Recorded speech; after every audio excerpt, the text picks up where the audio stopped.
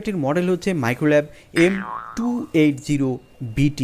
আর এই স্পিকারটিতে মোটামুটি সব ধরনের অপশনই কিন্তু আপনারা পাবেন এবং দেখতেও কিন্তু দারুণ গর্জিয়াস। এবং আমি সাধারণত মাইক্রোল্যাবের স্পিকারগুলো পছন্দ করে থাকি, আপনারাও পছন্দ করবেন নিশ্চয়ই, কারণ এই স্পিকারগুলো যেমন লংজিবিলিটি তেমনই সাউন্ড কোয়ালিটি, আর সবচেয়ে বড় কথা সাউন্ড এতটাই ক্লিয়ার যে আপনারা যখন শুনবেন তখন কিন্তু দারুণ স্পেশাল মনে হবে।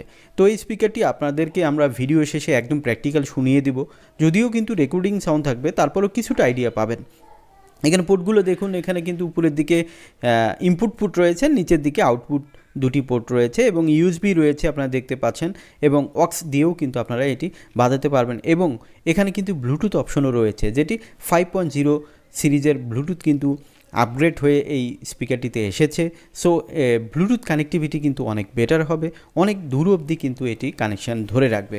তো আপনাদেরকে আমি পুরো স্পিকারের স্পেকগুলো এখন একটু জানাবো। তো এই স্পিকারটিতে টোটাল ওয়াটস হিসেবে আরএমএস যেটি রয়েছে সেটি হচ্ছে টোটাল 42 ওয়াটস আরএমএস রয়েছে।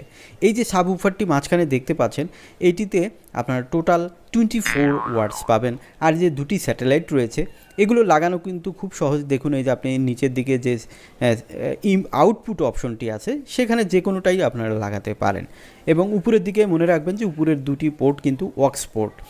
তো যেটি বলছিলাম যে এখানে ওয়াট হিসাবে আপনারা স্যাটেলাইটগুলোতে 9 ওয়াট করে পাবেন, অর্থাৎ 9x2 অর্থাৎ 18 ওয়াট, 18 প্লাস, এবং সাবউফারের সাথে কিন্তু আপনার 24 ওয়াটস প্লাস স্যাটেলাইটগুলো 18 ওয়াটস, টোটাল 42 ওয়াটস আরএমএস কিন্তু পাচ্ছেন। এই ছোটোখাটো একটি স্পিকার আপনার মনে হলেও কিন্তু এই স্পিকারটি কিন্তু দারুণ সফট এবং ক্লিয়ার সাউন্ড এবং লাউড সাউন্ড রয়েছে। কারণ ওয়াট হিসাবে মাইক্রোল্যাবের 42 ওয়াটস কিন্তু একেবারে কম নয়। আমরা দেখেছি যে টিএমএন সিরিজের সাধারণত 32 ওয়াট, 33 ওয়াটস থাকে, 29 ওয়াটস থাকে, কিন্তু সেই স্পিকারগুলো কিন্তু অনেক ভালো মানের। বাট এখানে আপনারা 42 ওয়াটস আরএমএস পাবেন। সো হিউজ পাওয়ারফুল এবং ক্লিয়ার সাউন্ড পাবেন, ডেপথ সাউন্ড পাবেন। সাউন্ড কোয়ালিটি এতটাই ক্লিয়ার যে আপনার